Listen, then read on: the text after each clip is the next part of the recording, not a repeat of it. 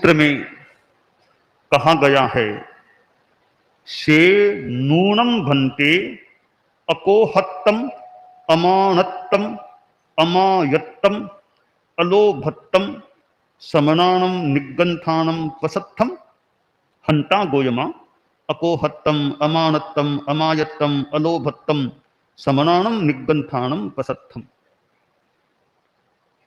प्रश्न किया गया कि भन्ते, श्रमण निर्ग्रंथों के लिए अक्रोध, अमान, अक्रोधत्व, अमानत्व, अमायत्व या अमायात्व, अलोभत्व ये प्रशस्त हैं।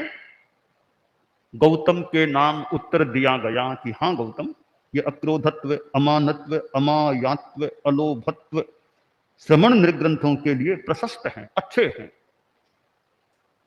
एक साधु के लिए उसको कैसा होना चाहिए, इस संदर्भ में अनेक बातें बताई गई।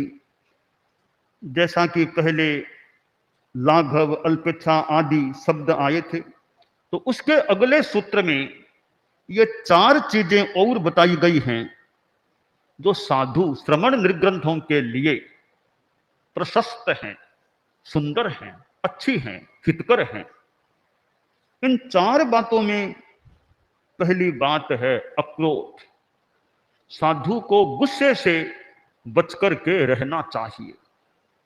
गुस्से में साधु न जाए, आवेश में अंत संत जोर जोर से बोलना शुरू कर दे, यह आदत, यह वृत्ति साधु में नहीं होना अच्छा है। हालांकि साधु छठे गुणस्थान में है, छद्मस्त है, और छठे गुणस्थान में भी अभी कसाय मंदता भी कम है, तो कई बार गुस्सा भी आ जाता है।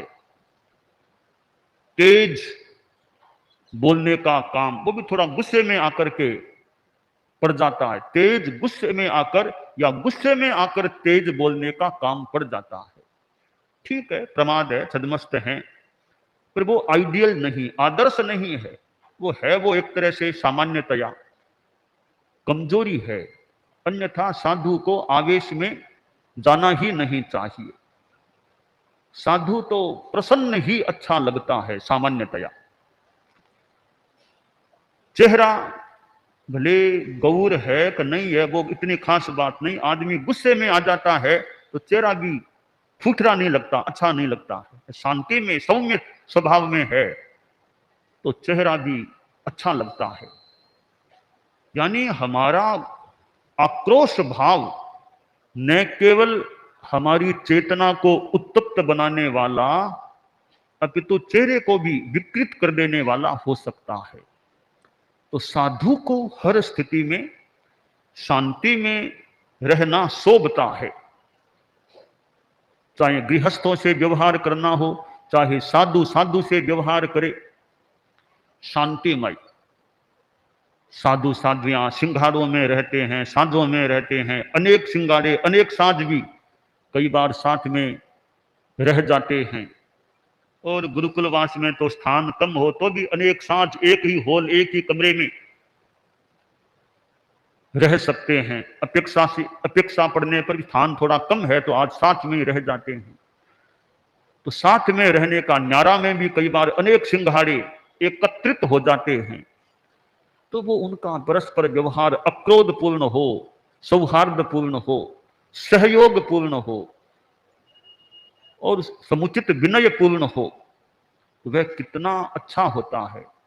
सुंदर परस्परता हो, पवित्र परस्परता हो, मधुर परस्परता हो। इसमें यह गुस्सा भी एक बाधक तत्व है जो हमारी परस्परता को थोड़ा कटु बनाने वाला सिद्ध हो सकता है। एक सिंघाड़े वाले, एक साध वाले मधुर संबंध से रह सकते हैं, हालांकि वहां भी कभी कभी समस्या पैदा हो सकती है। तो अनेक सिंघाड़े, अनेक साध साथ रहें तो वहां भी मधुरता रहे। 2 सिंघाड़ों की एक साथ सेवा चाकरी का वर्ष आ गया, जिम्मा आ गया, तो वो 2 सिंघाड़े एक साथ अच्छे ढंग से रहें, वह वांछनीय बात होती है। सिंघाड़े 2 कानून तय सिंगाड़े दो, व्यवहार में वे एक में एक जैसे हो जाएं। कागजों में दो सिंगाड़े हैं, फर्दी में दो सिंगाड़े भी हो, मान लो हो, तो व्यवहार में एक जैसे बन जाएं, तो वो एक अक्रोध वाला तत्व भीतर में हो तो संभव है वो ऐक्य और अच्छे ढंग से दिखने में भी आ सकता है। तो साधु को, जो हम सभी चारित्रात्माएं हैं, अक्रोध हमारे में अच्छा रहे तो वह आगम की भाषा में प्रसथम, प्रशस्त है। इसी प्रकार अमानत्व, मान अहंकार नहीं, घमंड नहीं। और साधु के किस बात का घमंड? हालांकि घमंड होने को हो सकता है, वो आचार्य श्री महाप्रज्ञ जी ने कभी फरमाया होगा कि मंत्री मुनि बगनलाल जी स्वामी कहते, हम साधु, हमके किस बात का अहंकार, क्या घमंड है? हमारा जीव कितनी बार बोर की गुठली बना होगा, किस प्रकार पैरों से रोंदा गया, पैरों नीचे आया होगा, अब हमें क्या अहंकार, किस बात का घमंड करना है? हालांकि गृहस्थों को भी किस बात का घमंड, गृहस्थ फिर भी मान लो एक सांसारिक प्राणी है, उनके चलता होगा थोड़ा अहंकार। साधु हैं, साधु को किस बात का घमंड? रोटी भी कई बार मांग कर लेनी होती है कि रोटी भी, रोटी है क्या, पानी है क्या, मांग के लेनी होती है, तो वो तो क्या घमंड करे साधु? तो फिर भी आने को घमंड आ सकता है कि मेरे पास वैदुष्य है, विद्वत्ता है, मैं विद्वान संत हूं, मैं अच्छा लेखक हूं, मैं प्रवक्ता हूं, मैं अच्छा गीत निर्माता हूं, अच्छा गीत संगायक हूं, मैं बड़ा तपस्वी हूं, अनेक बातों का, और मैं गोचरी करने में बड़ा दक्ष हूं, पात्रियां लेकर जाता हूं 7-8, सब भर करके लेके आता हूं, फिर लब्धिधारी सा हूं मैं, तो कभी खाली नहीं आता हूं। यूं अनेक बातों में गोचरी करने वाले में गोचरी का घमंड आ जाए, और व्याख्यान देने वाले में व्याख्यान का कि मैं, मेरा व्याख्यान होता है, लोग कितने मंत्र मुग्ध जैसे हो जाते हैं। यूं अनेक बातों का घमंड का प्रसंग बन सकता है। मैं पात्रियां रंगने में दक्ष हूं, अनेक बातों में। तो साधु को घमंड नहीं, ठीक है कला आ गई है, अच्छी बात है, हमारे में कला है, बोलने की है, गाने की है, पात्रियां रंगने की है, सिलाई की बहुत सुंदर कला है, पात्री पर नाम देने की कला, अनेक कलाएं हैं, अच्छी बात है, खयोसम है, क्षमता है। उन कलाओं का यथोचित उपयोग करें, पर उनका घमंड नहीं, अहंकार नहीं। तो साधु के लिए अमानत्व, निरहंकारिता प्रशस्त होती है। ज्ञाने मौनम, ज्ञान है, वैदुष्य है, फिर भी दिखावा नहीं ज्ञान का। ज्ञान होने पर भी कई बार मौन है, बोलना जरूरी नहीं है। क्षमा शक्तो, शक्ति होने पर भी क्षमाशीलता रखना, वो अच्छी विशेष बात होती है।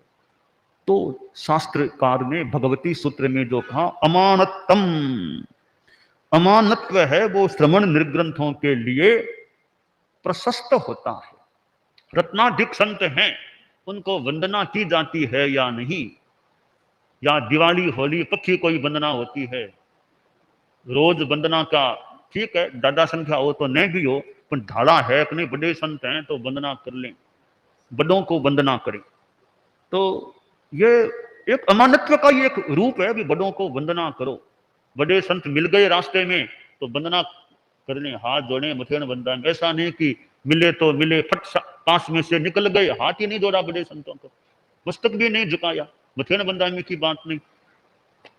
तो यह हमारा अमानत्व का एक अभिव्यक्ति का प्रकार है कि बड़े रत्नाधिक संत हैं तो उनको वंदन करो, समय यथा समय उनको वंदना करें। ठीक है, कोरोना काल की अलग व्यवस्थाएं थी, अभी भी कुछ व्यवस्था हो सकती है, पर कम से कम दूर से तो वंदना कर लें, दूर से भी कर लें। तो यह वंदना व्यवहार अच्छा रहे, और वंदना से लाभ भी है। निया गोयम कम्मम खगई, उच्चा